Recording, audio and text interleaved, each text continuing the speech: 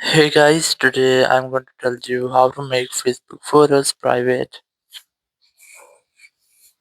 If you are using Facebook and you want to make your Facebook photos private, so let's see how can you do that. You have to simply open your Facebook app here, and here just tap on your menu option in the bottom right corner, and then tap on your profile to open your profile page. Once you get on your profile, you just have to select the photos option here, and you'll get all the photos you have uploaded into your profile. Once you get all the photos, just select the photo which you want to make private.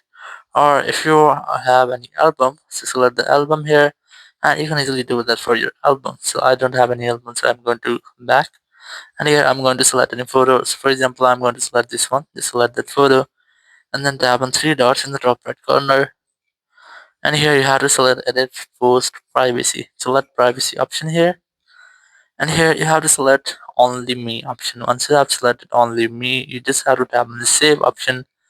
Once you have saved, your post privacy will be set and not no one will be able to see your this post or this photo on Facebook.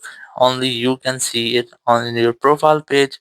So in this way you can easily make any photo private on your Facebook. Thank you very much for watching the video. Until next video, bye bye.